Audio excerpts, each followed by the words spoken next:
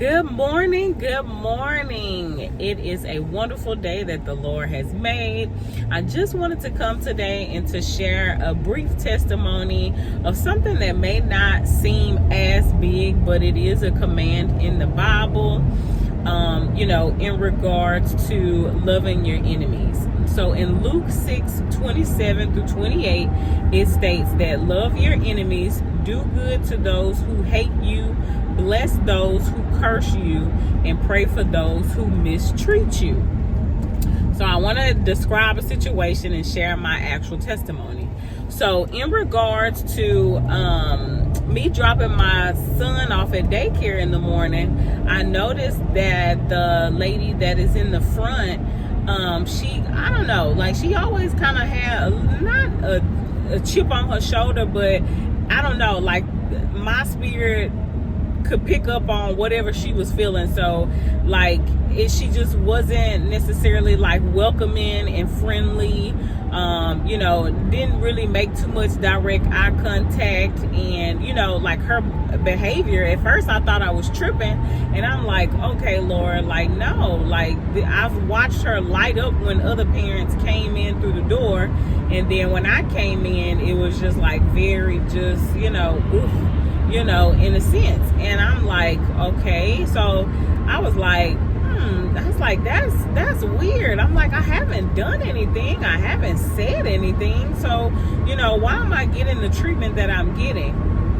So, for 1 or 2 days, it got really, really bad because I kept seeing that she was, acting in this manner. And I'm like, okay, I was starting to get frustrated.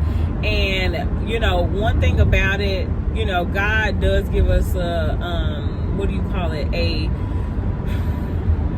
I don't know, I can't even say a righteous anger, but maybe a righteous anger. And I'm like, hold on.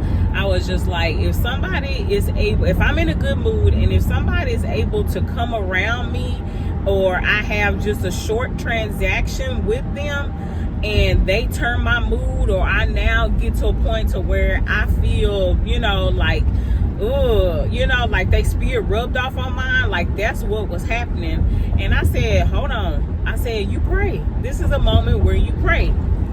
So literally, I prayed about it, for really 2 or 3 days. Every time I experienced that harsh treatment, I was like, Lord, I said, I don't know what she's going through, Jesus, but I just prayed that she be able to overcome whatever it may be, whatever battles that she's facing, even if it's personal, even if I've said something unintentionally, or something may be, I don't know, something may be off, but I knew it was something spiritual though. Honestly, y'all, I could feel that it was something spiritual. And I said, this is something that I had to pray about. So I prayed about it. And then this was at the beginning of February that the incident happened. And as I was praying to the Lord said, give her a Valentine's Day gift. And I'm like, Lord, she be treat me a little rough, you know what I'm saying? Or it ain't even necessarily rough, it's just the lack thereof. When you go certain places, there's just a level of customer service. But when you go to a place and you notice that, let's say you in checkout, and there's a cashier, and she's super friendly, greeting everybody that's checking out with her, and then as soon as you get to her, she's dry. Something is off and wrong. That's what I was experiencing. So the Lord said, get her a gift. I said, okay, Lord. I said, okay.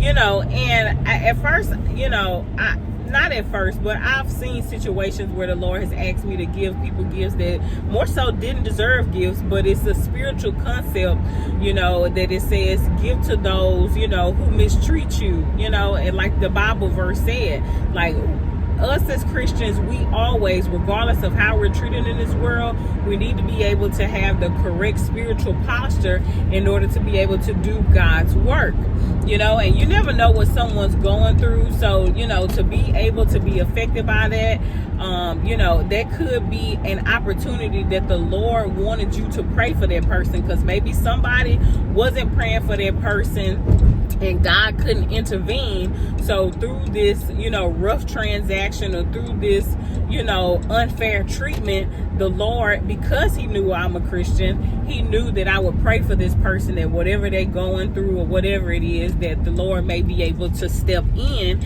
and, handle whatever it is. So y'all, Valentine's Day came around, and just so happened my kids had a party that day. So I dropped the kids off, and then I went to the store to pick up some things. And literally, as I'm walking in the store, the Holy Spirit is saying, you got the perfect opportunity to get the gift that I told you to get.